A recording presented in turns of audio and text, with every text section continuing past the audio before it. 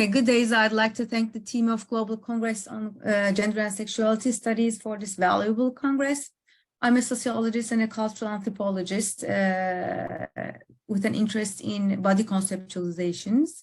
And today I'd like to talk about embodiment of identity in Istanbul, particularly through the medium of women's dancing body.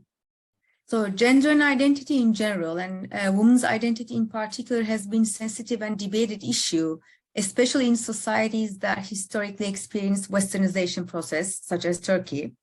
And body as a physical entity is also a social entity and site where self and identities are reflected, constructed, and reproduced. So especially in the 21st century, we observe body becoming central to a person's sense of identity and social identity, let's say. And women's body in particular is a sign of this kind. So it's fair to say that it's a bearer and a symbol of social identities, value systems, social locations, and social change. So I'd like to present you 3 photographs to simply give you the feeling of how the female body in Turkey has been some kind of a bearer of the value systems, social locations, and social change. Just for a feeling, depending on different periods of Turkish history. So you can see the existence of the female body here. And then after 1923, which indicates the process of modernization, and then the 21st century. So let me move on. So at this conference, I'd like to make a brief reading through the tango dancing body of women in the 21st century, Istanbul. So the reason for my interest is that Turkey presents us a scene with a seemingly contradictory social fact, and that is the proliferation of Argentine tango dancing, which appears to publicly present an erotic relationship between a man and a woman. It's flourished among Muslim practitioners at a very particular period, and that is under a neoconservative regime, with women participants outnumbering men, and also queer tango is growing with women participants. So I questioned how a dance of this kind could expand among Muslim dancers, particularly among women, under this kind of a regime. And one important answer to this question among many, I believe, lies in women dancers' subjective perspective and the meanings they attach to their moving bodies, besides the neoconservative policies of Justice and Development Party regime. So within this framework, I want to present how these practitioners attach, what meanings they attach to their dancing is. And my research is based on participant observations between 2006 and 2011. Excuse me, is this for me? And as well as the in-depth interview I conducted between 2008 and 2011, mostly in Istanbul, but also in some other urban cities such as Izmir, Ankara, Şehir, Antalya, Marmaris. And here I saw how women's dancing body transformed into a site of self-reflection and identity reproduction, as well as a site which really reflects a particular perception of gender role. And I saw that all these eventually defined boundaries with various social groups in Istanbul, but I can say that it's also applicable to urban Turkey in general. So when I look at tango social dancing, I see that it's a leisure time activity, space, and performance. And I observe that it's the women performers are of contemporary secular upper middle classes, Muslim women. And I saw that these women attach certain meanings to their moving bodies. They create a special women's discourse amongst themselves, hence reproduce and reconstruct themselves and their self-identity, taking their bodies, moving bodies, as an instrument to reflect on. So by doing this, they distinguish themselves not only from lower class women, but also from, let's say, new Islamic upper middle class women who actually gained visibility and expanded, particularly with the Justice and Development Party's policies, let's say, the conservative policies. So it's like a contrast. And the fact that they unconsciously attached meanings to their moving bodies and they act with it, actually kept their bodies as a site to reflect their own identities while drawing some boundaries with some other social groups that they thought they are different from. So who are these women?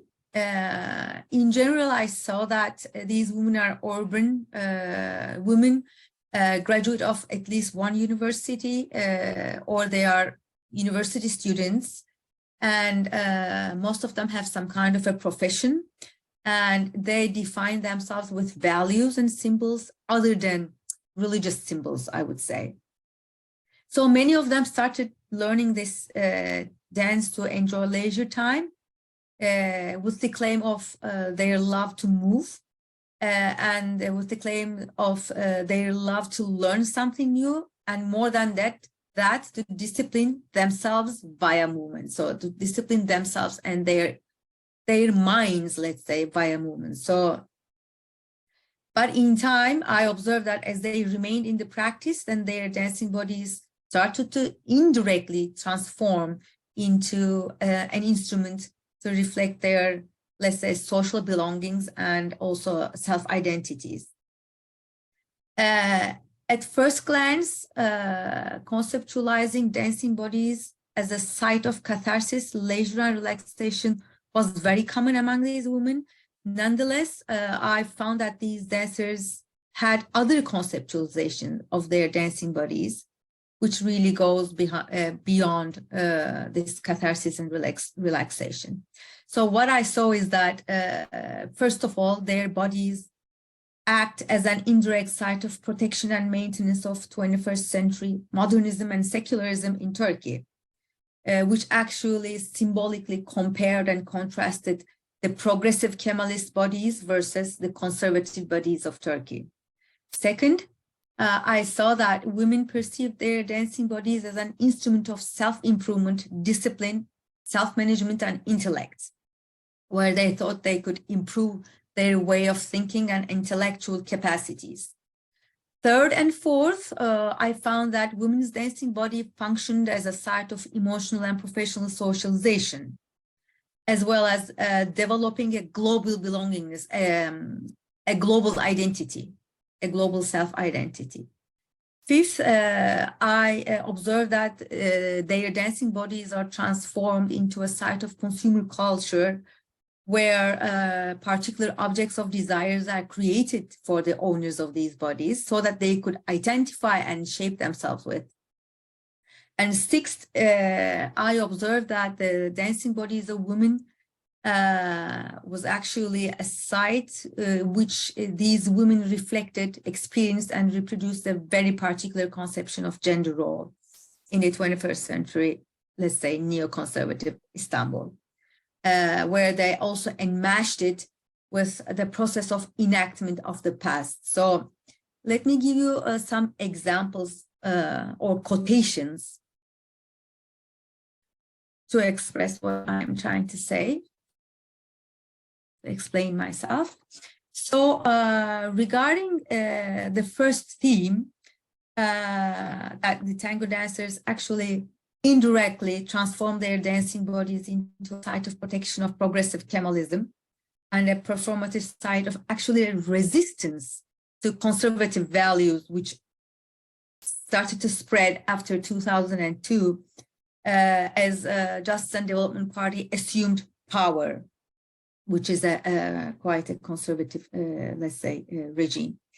So it's the fact that women's dancing body became a site through which modernity and secularism were in a way negotiated. And of course, not in a political, but in a performative way. So this behavior contrasted this current regime's values somehow. So one quotation from one of my interviewees, she claimed more people should learn to dance the tango in order to maintain a Western, secular, and free-minded society and country. Tango dance is an opportunity for us, the seculars, to unite to protect secularism and Kemalism. So every time we engage in this dance, we recreate our Kemalist identity. And in this way, we resist oppositional fundamentalism, he says. Regarding the second theme, a reference to Pierre Bourdieu is worth express here, because he claims that very particular people of particular social classes orient to their bodies in very particular ways. For instance, a middle and upper middle classes orient their bodies as a project where they can, manage, they can discipline, control, maybe master, and maybe explore the unexplored. So I did observe that this particularity that Bourdieu is talking about exists among women of the tango dancers. So indeed, the tango dancing historically turned out to be a way to discipline the body within vertical dimensions for self-improvement. And in a way, expression of intellect. So one quotation that I can share with you is the following that you see. This dance helps me to develop a sense of mastery of my body. An engineer lady is talking. So I learn how to control, discipline, and master myself according to certain rules, regulations that correspond to my understanding of what is aesthetic. Another quotation comes from an architect, a woman. She says, practicing the tango provides me the possibility of using my time by being physically active in a structured, disciplined way, where I also use my intelligence. Tango provides me this possibility. Within the framework of the third meaning, the tangoing body provides a sphere of socialization that sometimes exhibits the weakening of extended families and neighboring. So this moving body is an agent to satisfy needs for emotional and professional socialization. So the tangoing body provides them, women, an existence for potential mates, family, and families. So, and from time to time, it's a site that really provides them professionally, let's say, or it provides them enrichment for professional lives and possibility for meeting professional needs. So one art director, a lady, she has the following quote here. Tango is a place where I can socialize and be together with people like myself. So I prepare myself and my body for it like a ritual so that I can present my best version. Another lady, a general manager, the third quotation, she was in search of a doctor and a dentist, and she actually got the help from among this community. We just have 5 minutes, so I just request you to make it fast. I've got 5 minutes? Yes. Oh my God. Okay, so I skipped the quotes. Then within the fourth meaning, the dancing body of women has grown into an agent of establishing a global identity. So I see that there's a claim to a global identity through access, experience, and information. And here, body also becomes the site of transforming the conception of modern into a conception of global, which is really a sensitive, let's say, theme in the Turkish identity in general. And regarding the fifth meaning,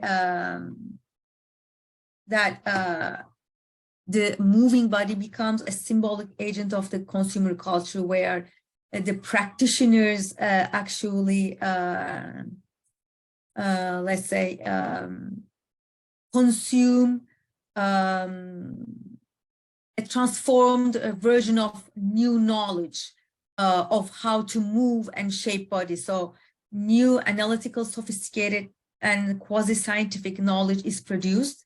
And beside that, new terminologies are created, and also large attempts of documentation are presented.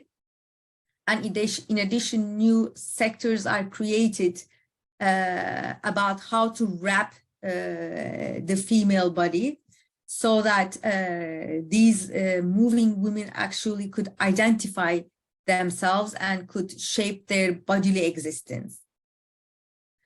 As the sixth, then I'll try to go quickly. As the sixth part, it's about gender roles. So I saw that moving body in Istanbul became a site where contemporary gender role performances are enmeshed with traditional historical roles. So we know that tango dance has leading and following roles, and that the leading role is mostly occupied by the male, and the following role is mostly occupied by the female women. And we see the search of the women to express themselves, and the search of the women to occupy leading roles within the community. And while trying to experience this, they also have two dichotomies regarding their gender role performance. One is between the relatively more liberated and professional characteristics that they have, and the other one is a more of a highly male dominant or subordinate characteristics of the follower role. And the second dichotomy is between a search for individual creativity and expression of uniqueness versus a complete subordination expected from their traditional follower role. And I observed these dichotomies coexisted among women dancers at different levels. One is the professional, while they're trying to occupy professional positions. Two, while they're trying to exist physically. And third, they established a woman talk so that they could create a space of their own. So a couple of words about these three levels, let me say. Regarding professional positions, the professional positions was traditionally occupied by males, so it was accepted as a male space where they opened spaces for themselves by occupying key positions in platforms where they, let's say, collected large numbers of people. They became leading instructors, event organizers, and nomads. Regarding their bodily existence, they actually had a struggle to create a balance between some dichotomies. The major three ones are like conformity versus differentiation, integration versus self-differentiation, and then the third one is performing the traditional follower role versus expression of uniqueness, which they call it to be myself. So I have a few examples of what it means to be myself. With that, they are expressing the possibilities of taking decisions during the construction of the dance and during their communal relations. One is choosing a style of dance, and two is preference to dance techniques, and three is developing certain strategies during movement, and four is using their feet freely during this dance sequence, and five is intervening the dance construction that was created by the leader. So, and at the third level, which is the discursive level, women created a particular discourse where they defined the leading body of the men. And in this definition, they actually found ways to transform this relationship of subordination versus, male domination within the dance structure. So they had particular themes where they actually presented new themes for the leading body of the man. And within this discursive level, they also open spaces for their own creativity, uniqueness, and style. So I'm not going to go very much deep since I don't have the time, but to wrap it up, I can claim that the moving body of women tells us a lot of things in Turkey these days. So I see that women with their professional roles in this context and existence, they find a way to transform dancing body somehow. So, and the dancing body of women becomes a site for the, let's say, women looking for globality, self-growth, self-expression, and while trying to attain this, they do not totally destroy or subvert the male construction in general. But what happens is that with the meanings and conceptualizations and the themes that they carry about their bodies and perceptions of their bodies, they actually reflect some kind of a self-identity and strongly actually draw invisible boundaries with newly emergent Islamic upper middle class women. And somehow they transform their bodies into a site of resistance and maybe a coexistence with conservatism and with a conservative regime. So I hope I could fit in my time limits. Thank you for listening to me. And below you can see my email address if you want to ask something.